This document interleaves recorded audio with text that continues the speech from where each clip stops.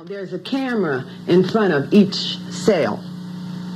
Okay. Mm-hmm. And, okay, suppose we get a woman and she's climbing on the bars. Some do. So you're on camera. Stop it. You're on camera. They'll come back here with the guns. Stop. Okay. But the cameras are never used. So the cameras are never used, she said. But what type of psychological damage is done to any woman in those cells who thinks the cameras are turned on her? And if those cameras are not working, then why are they there? When Frida Malden was working at the 19th District, she searched one of the women in our report. When we began this investigation, we thought these searches were infrequent. We now know differently. The normal procedure is to be placed in a searching cell. Okay. And then immediately. Okay, the first procedure is to take the purse. Okay, second procedure is to take the coat. We want that. Then we want you to raise the top of your blouse and lift out the cup. Because if you lift it out, then everything will fall. Lower your panties or your pantyhose below your knees. Okay, squat 3 times, turn, face the wall, bend over, spread the cheeks of your behind. I don't care if she's 103 and she comes in to Weston, she's going to be searched. Because that would be hard. She's not searched and she has something that puts everybody else in jeopardy, including myself. Maybe you read about it in Time or Newsweek or the Washington Post or the Los Angeles Times. A Chicago television station had exposed the widespread practice of city police stripping and body searching women. Often the women had been charged with only minor traffic offenses. Sometimes they had not even been placed under arrest. WMAQ-TV Unit 5 found out about it, investigated it, documented it, and put it on the air. Within days, hundreds more women found the courage to come forward and say that they too had been subjected to the cops' humiliating strip search. Because of the Unit 5 story, 2 federal investigations were begun. The Illinois legislature took steps to ban the practice, and finally Chicago's police superintendent ordered a halt to it. Here is how Chicago learned about strip and search. I was cooling in my car one day, you see, clocking a double nickel on the LIE. When it dawned on us that it was 10 o'clock, turn on the tunes to hear the DJs rock. The hands got the clapping, the fingers got the snapping. Ian, I was cooling with the smears we was snapping. In and out of fantasies on how large we can get. Cooling rocks and Benzes with the ground effect kits. I wanted black, E was on a 2-tone. Stupid booming systems with the hands-free phone. The dream gets better and I would like to go on, but I was brought back to reality by a toot of a horn. Smoke everywhere, oh just what we needed. On the way to shop, I demo in the car overheated. Feeling real low, low enough to die, holding up traffic on the FDR drive. We had to play ourselves in the festive gear. E double had to push YND stared, they went our dreams. The cool with golden limos, and all we kept saying was please listen to my demo. Please listen to my demo. Please listen to my demo. Please listen to my demo. Please listen to my demo. In the year 87 when we first took off, when I jumped in P6 Satan broke north. Walking the big city streets of Manhattan, buildings whole 9 yards so enchanting. Thinking if we got a chance we could rock it. Funky fresh demo tape in my pocket, we was walking and got this twice today. Then we stopped at 1974 Broadway. We walked in with grins on our chins, and P had juice with Mr. Virgil's sins. He played the tape and we started to laugh. Played a farewell sock and the sleeping bag staff. People started smiling inside, we buck wildin'. Saying this all started back from freestyling. They liked it, and they were very calm. But me and P were like, yo E, where did we sign?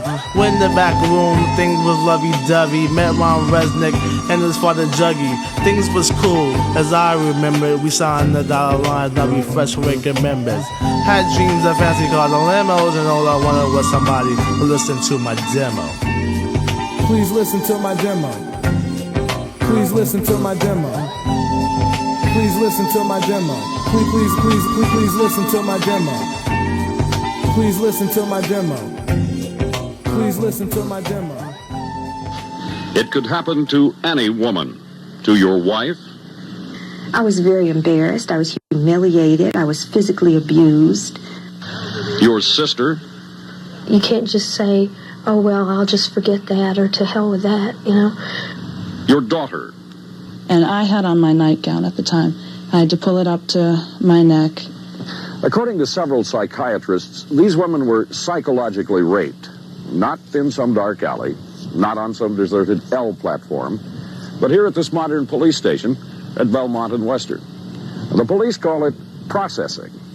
But for the women who did nothing more than commit minor traffic violations and then discover they'd left their driver's licenses at home, it's a nightmare. One of the matrons told me to go into the cell and to strip for a search. She said, take off your shirt and pants, and I said, no, I won't. So she said it again, lift up your shirt, I did that.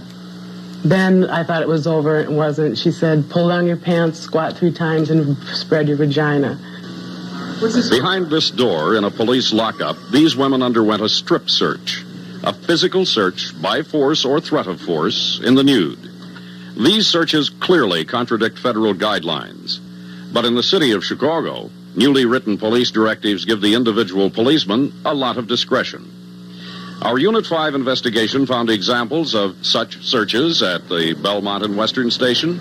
It happens at other women's lockups in Chicago, and it even happens at police stations in some of the more affluent suburbs.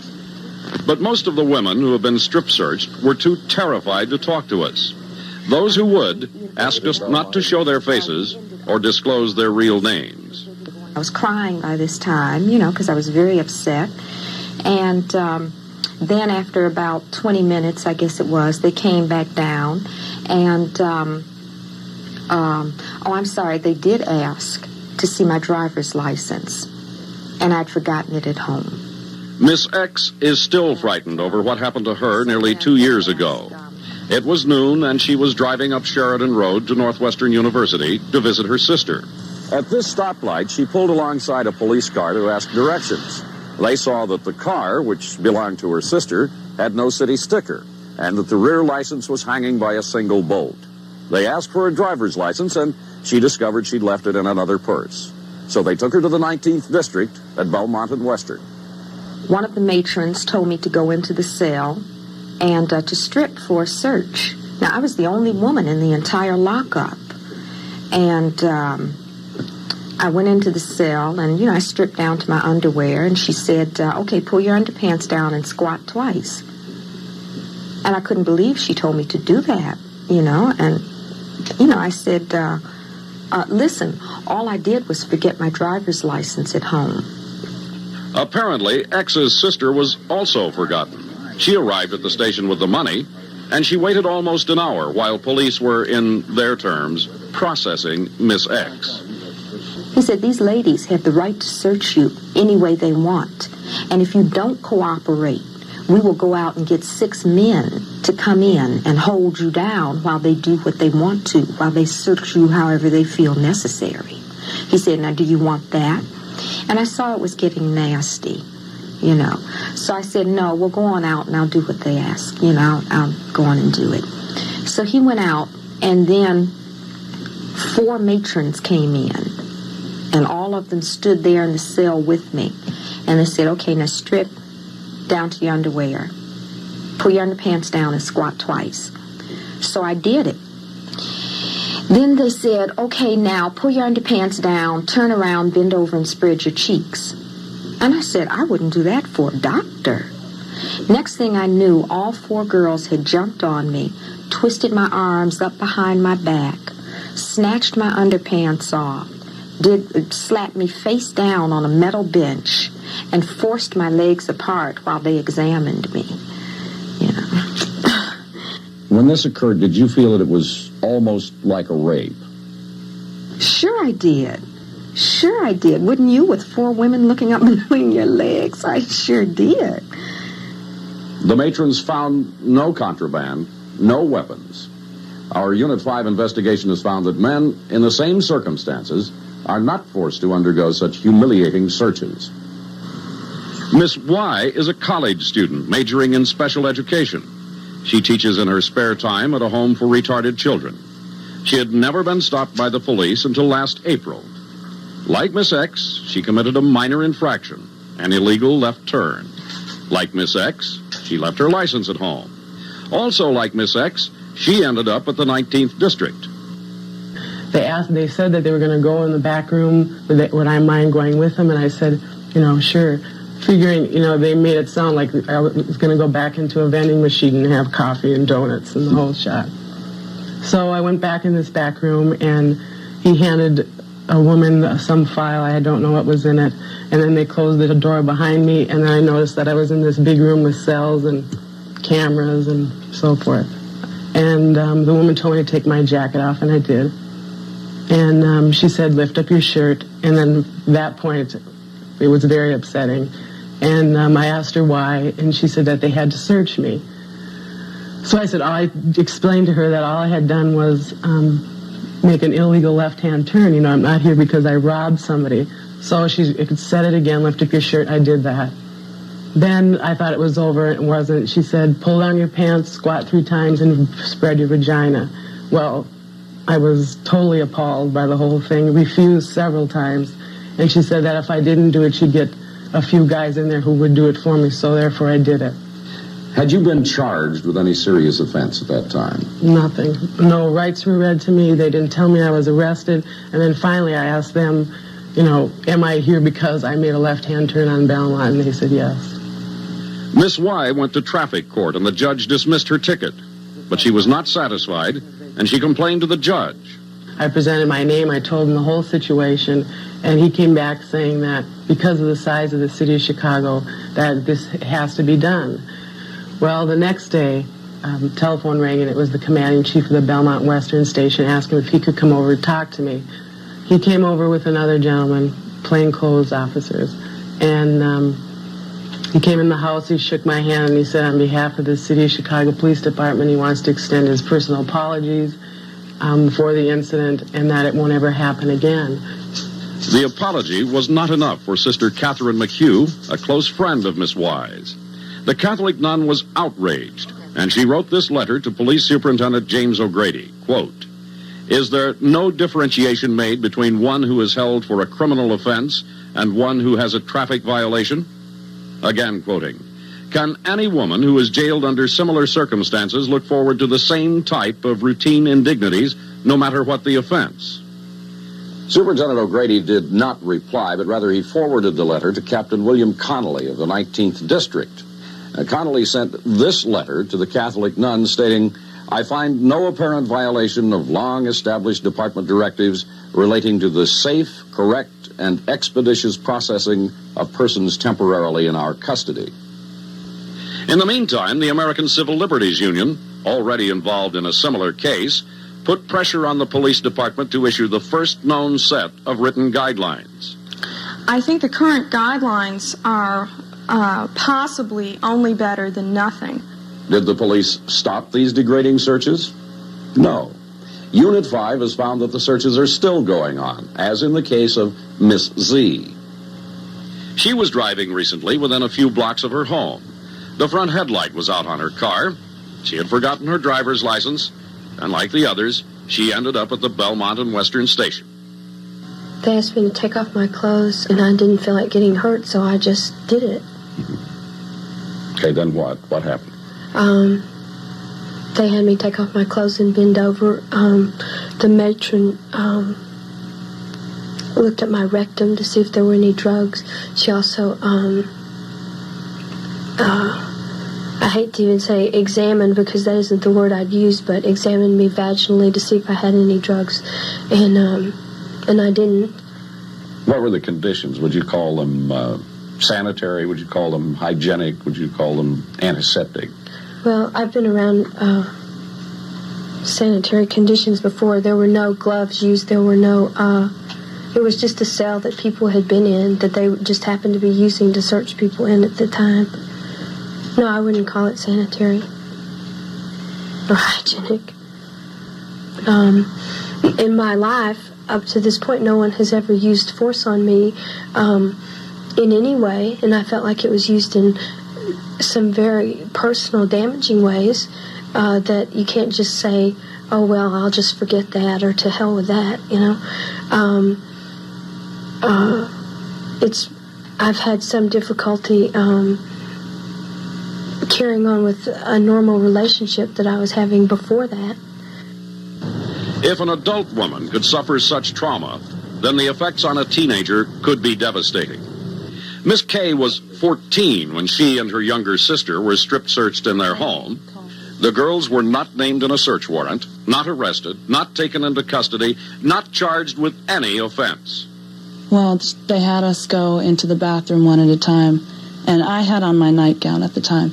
I had to pull it up to my neck and pull down my underwear and squat 3 times slowly. How about your sister? Was she searched? Yeah. And your mother, was she asked to do the same thing? Yeah. How about your father? They just patted him down, and I don't think they searched the other boy. Police argue that women can conceal weapons in their bodies. But why are degrading strip searches that can cause infections and tissue damage necessary? Why not simply use a metal detector, such as those at airports? And why are traffic offenders trusted to follow police in their own cars to the station without any type of search, and then searched at the station? And what role do these TV monitors play? And are they also a violation of civil rights? And we'll take that up tomorrow night. Late today, as a result of the Unit 5 investigation, the United States Attorney's Office and the FBI announced full-scale investigations of the Chicago Police Department. The U.S. Attorney's Office has set up special phone lines for anyone with further information. Persons having information are encouraged to call the U.S. Attorney's Office at 353-3524 or 353-3526 between 8:30 and 5 p.m. Monday through Friday. Yeah, and that's tomorrow morning at 8:30. Those lines will be open. The number is 353-3524 or 353-3526. Again, 353-3524 or 353-3526. And the American Civil Liberties Union has set up a special hotline tonight for anyone who needs help. And that number is 236-5564. Again, 236-5564. Chicago Police Superintendent James OGrady has known of our investigation since last Friday. We invited him to appear here tonight live to respond, and he declined. We've talked about it. It's such a powerful piece, the fact that these television cameras are there and what role that they play in it. I'm anxious to hear about that tomorrow night, but the fact these women are not arrested and they're not apprehended brings up the question, really 2 questions, Jim. Do we have any idea how long this has been going on, and is it just exclusive to the 19th District there at Belmont and Western? No, it is not, and it is not exclusive to the city of Chicago. And I would only add a couple of things. One is we don't want the police to run any more risks than they already do. Obviously, they run plenty. But the police department keeps no records that have indicated there have been any injuries or fatalities as a result of weapons concealed. And it seems odd that a warrant is needed to break into a house, but not into a person's body. It is. And as Jim said, we will have more on this story continuing tomorrow on the 12 noon edition of News Center 5, as well as at 4:30, 5 o'clock, and again here at 10 o'clock tomorrow night. This woman received an anonymous telephone call last Sunday. She was told, quote, "We know you've been talking to Channel 5. Stop it or you'll be in big trouble." The FBI is also investigating that. One other area of the government's investigation concerns these television monitors at the Belmont and Western Police Station. They closed the door behind me, and then I noticed that I was in this big room with cells and cameras and so forth. I noticed at least 3 monitors, one of the front desk, one of the women's lockup, and the men's lockup. I even questioned the men if they were watching TV or what, and they said no, they were monitoring, and then they showed me which one was which. But you could see the women's lockup on that monitor. Right, I could see the hallway where the cells were, I could see part of the cells. With these monitors in the lobby of the police station, you can actually look into some cells. The cameras can zoom in for close-ups. In the men's cell, you can even see the toilet. In fact, anyone who happened to wander into the station could see some of what's going on in the lockup. The lobby monitors are duplicated by others in the lockup.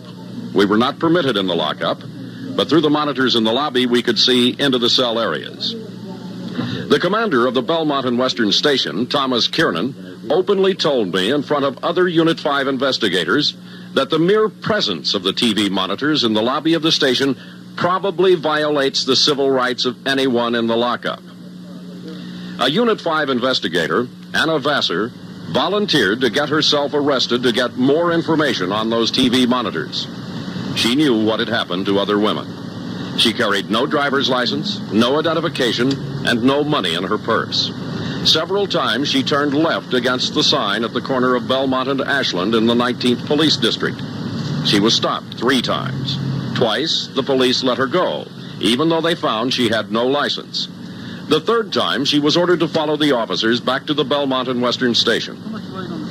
Now, were you searched at all? No, I was not. My car wasn't, my purse wasn't, I was not. Though I was threatened to be put in the lockup and be searched. By whom? By, well, what I assumed to be a matron. However, the officer behind the desk told me that I would be searched by his partner. And I said, oh, no, he's not going to search me. And he said, well, it was a she who was going to search me. His partner obviously was a woman. And then he laughingly said that he was going to watch it on the monitors. But it's no joke to Miss X, Miss Y, Miss Z, who were strip searched. And they're still wondering if they were watched on television. Now, we were not certain that there were cameras in the area of the women's cells. Today, we talked to a former police aide, Frida Malden, and who until just a few weeks ago was doing those strip searches in the 19th District Women's Lockup. This is what she told us. Now, there's a camera in front of each cell. Okay. Mm-hmm. And, okay, suppose we get a woman and she's climbing on the bars. Some do. So you're on camera. Stop it. You're on camera. They'll come back here with the guns. Stop. Okay. But the cameras are never used. So the cameras are never used, she said. But what type of psychological damage is done to any woman in those cells who thinks the cameras are turned on her? And if those cameras are not working, then why are they there? When Frida Malden was working at the 19th District, she searched one of the women in our report. When we began this investigation, we thought these searches were infrequent. We now know differently. The normal procedure is to be placed in a searching cell. Okay. And then immediately. Okay, the first procedure is to take the purse. Okay, second procedure is to take the coat. We want that. And then we want you to raise the top of your blouse and lift out the cup. Because if you lift it out, then everything will fall. Lower your panties or your pantyhose below your knees. Okay, squat 3 times, turn, face the wall, bend over, spread the cheeks of your behind. I don't care if she's 103 and she comes in to Western, she's going to be searched. Because that would be hard. If she's not searched and she has something that puts everybody else in jeopardy, including myself. Everybody that goes in there is searched. If they go into the lockup, they are searched. That is an automatic requirement. You know, once they start talking to us, somebody like OGrady, I'd like to find out, I'd like to know what percentage of the women that they bring in there with those strip searches they actually find contraband on. Well, apparently there is a significant amount of contraband. Weapons, a different story. And there are two issues here. One is the civil rights of the human who is being brought in there, and the other is the safety of the persons, the police and the aides who are working. That's where the debate centers right now. Okay. Coming up next, Police Superintendent OGrady will have his reaction to the strip and search story.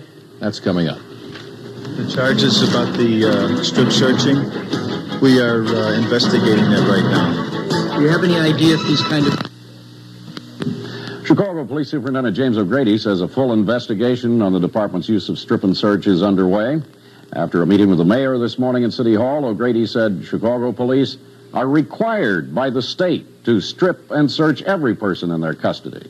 The state Corrections and Lockup Procedures Commission requires us to strip search every person who comes into our custody. However, we do not strip search everybody, and we've been cited for failure to do so over the past number of years. We try to use discretion, and anytime you're using discretion in an area so sensitive as this, you're held up and for some type of Should ridicule. a female brought in for a minor traffic violation who does not have her driver's license be strip searched? We believe no. We checked with the Illinois Department of Corrections on that regulation. They say a strip and search is recommended, but is not required for everyone being detained. Chuck?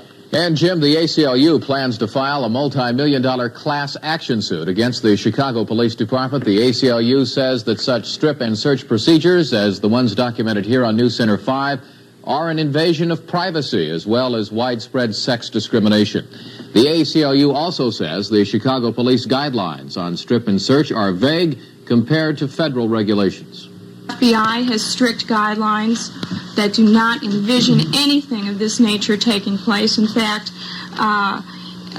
they outline very narrow circumstances under which a cavity search might be appropriate, and can consider it such a serious invasion of privacy that before an officer conducts such a search, he's to call the U.S. attorney in his district before he goes ahead. And we want you to know that the ACLU has set up a special hotline to take any complaints about strip and search procedures. And since our report aired last night, calls to the ACLU, the U.S. Attorney's Office, and here at News Center 5 have totaled more than 300. That phone number at the ACLU is 236-5564. That's 236-5564. Police Superintendent James OGrady has just finished a news conference. This news conference to respond to the charges made in our exclusive Unit 5 investigation of police strip and search procedures. Now, Jim Ruddle, who revealed the strip and search story here on Monday night on this broadcast, was at the news conference. He's still at police headquarters at this hour, and he has a live report for us right now. Jim. Okay, Chuck. Superintendent OGrady held the news conference. He was very late getting here.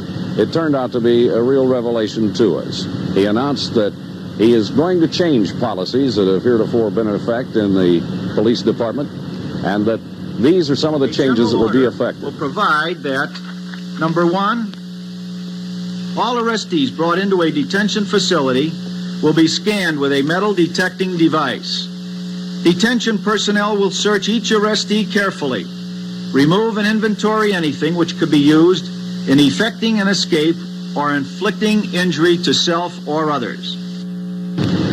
Now, there were other things that were included in his statement of the general orders. There are 6 of them altogether. Basically, what they get down to is the fact that not under normal circumstances will a person who has been arrested for a minor traffic violation be forced to undergo these humiliating searches. Further, and I think this may well turn out to be an important point, the watch commander at each station must personally sign sign an order directing that a strip search take place, so that there is now a clear line of responsibility for these strip searches.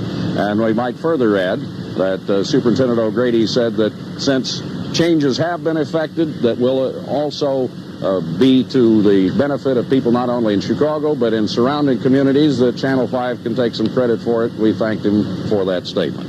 The Illinois Department of Corrections earlier today had declared an emergency rule change, making it absolutely clear that strip searches are not required of everyone taken into police custody. That action is a result of the Unit 5 investigation that found that some women traffic offenders had been forced to undergo strip searches even when they'd had only minor traffic offenses. Unit 5 found numerous cases at the 19th District of Belmont and Western. The United States Attorney's Office and the FBI have ordered major criminal and civil investigations into the matter. And both offices are also looking into possible civil rights violations involving television monitors which were located in police lockups. Special telephone hotlines have been set up by the American Civil Liberties Union and the United States Attorney's Office. The ACLU says it's received many calls, more than 100. The U.S. Attorney also more than 100. News Center 5 got over 100. Officials say the calls have come from people who had similar experiences to those we revealed as having been strip searched. Some examples of the calls: one woman told us she's still having nightmares about being strip searched 21 years ago at a police headquarters right here, and she said her case was dismissed. Another woman said she was stopped by police for a broken windshield, taken into custody, strip searched, her case was also dismissed. ACLU official David Goldberger said that group has had calls from all over the city, all over the suburbs. One of the kinds of calls we got recently, for example, was a suburban woman who was arrested in the suburb for a traffic offense. She was strip searched in the suburb for the traffic offense and then was turned over to the Chicago police because she had outstanding traffic tickets, according to the telephone caller, and she was strip searched again by the Chicago police and then bonded out. Goldberger added that the ACLU has heard of case after case where a man and a woman were arrested together for a minor traffic violation, and the woman was strip searched, but the man was not. Chuck? Jim, since you broke this story, I'm wondering, are you satisfied that Police Superintendent OGrady tonight went as far as he could or far enough in these new guidelines? It would seem so on the surface. It would seem that, first off, they are so highly sensitized to this issue now that I don't think that you're going to see the kinds of abuses that we reported on. I think that the rules will have to be watched, and again, that's what we're all about, and I think that we will be watching them, but they seem on the face of them to be both practical and reasonable. And finally, the police department is saying this is not to be a routine procedure, that only when there are circumstances which would indicate that there might be possible danger, that the person is an offender with a serious offense, that there are outstanding warrants, things of that nature, but not normally. Again, he says, will people who have just been picked up for not serious offenses, they don't have to be traffic offenses, but offenses that are not related to any serious crime, they are not normally to be strip searched. Okay, Jim, and that is the important thing. Thank you for that live report. Somebody is obviously upset about our Unit 5 report on police strip searching. This Volkswagen belonging to Mike Sullivan, an executive producer of the Unit 5. All four tires in the car, as you can see, were slashed overnight. The instrument used to do the damage penetrated right through the outer rim of each tire. The car was in perfect shape when Sullivan got home last night. He found it this way early this morning. In addition, 2 NBC camera crew cars were also vandalized. News Center 5 tonight suggested to Police Superintendent James OGrady that television cameras on the walls of the women's lockup at Belmont and Western be taken down. OGrady said he thinks that's a good idea. Today we shot exclusive videotape inside the women's lockup at the 19th District Police Headquarters there at Belmont and Western. That's the station singled out by our Unit 5 investigation for subjecting women to humiliating strip searches. Our report showed the TV monitors in the station lobby, and we were told about cameras in the women's lockup, but until today, no television or newspaper cameras were ever allowed into that actual lockup area. Officials told us only one camera in the women's lockup actually is turned on. This is our own videotape picture inside the women's lockup. Our camera is located right below the police camera that takes the wide shot of the room. Clearly visible on the wall opposite these cells are 3 other TV cameras.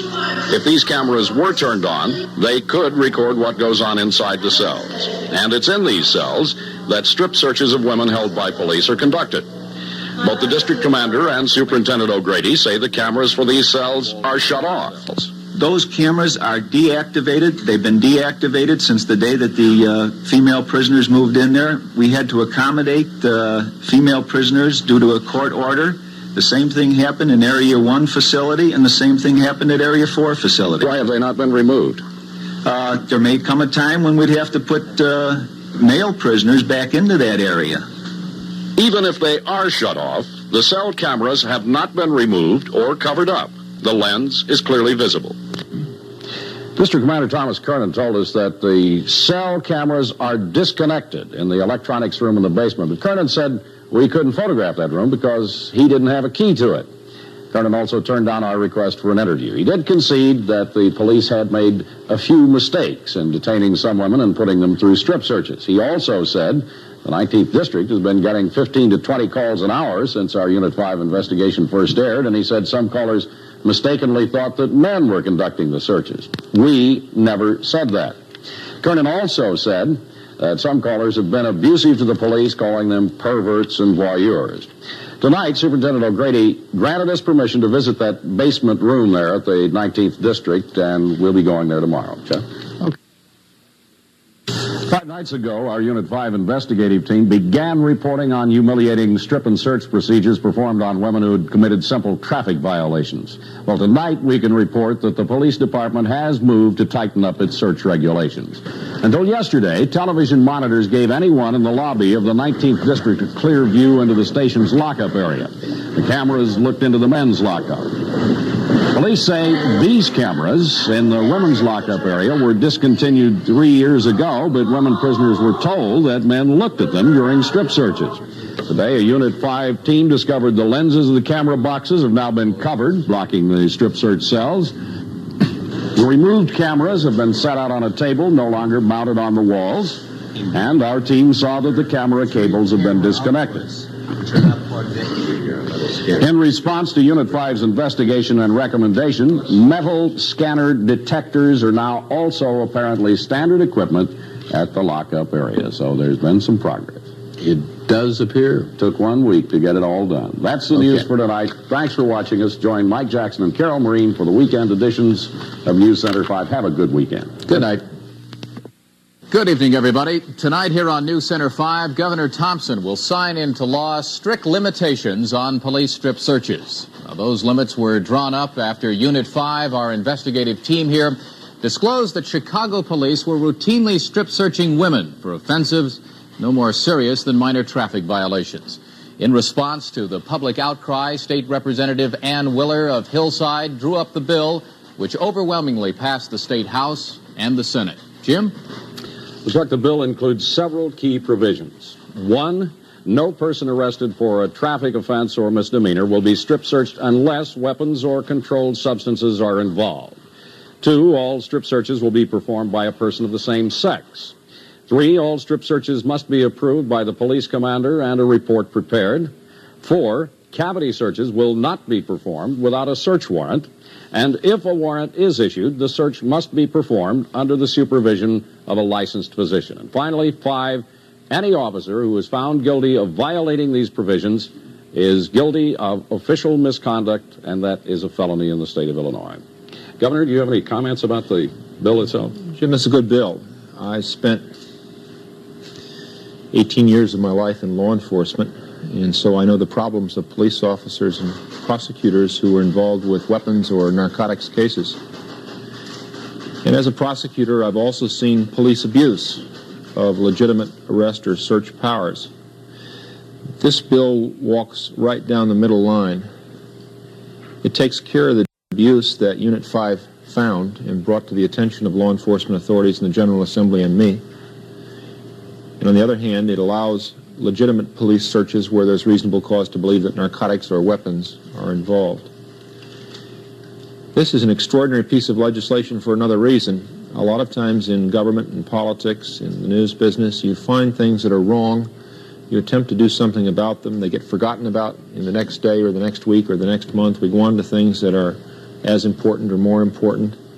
Things get tangled up in the bureaucracy or delayed in the legislature. Thanks to Representative Ann Willer and Senator Earlene Collins, the Unit 5 investigative team, and a genuine concern on the part of legitimate law enforcement authorities, this didn't get forgotten about or lost. Prosecutors and police and the legislature and the news media all joined together to say the abuse of searches that are strip searches or body cavity searches are wrong. People have to be protected. Law enforcement has to be protected. And the result was a good, decent piece of legislation that now all of us have to make sure goes into effect. Words on paper are fine, but actions speak louder than words, and so I think the first action we ought to take tonight is to sign the bill. Sign the bill, and we will have the new law.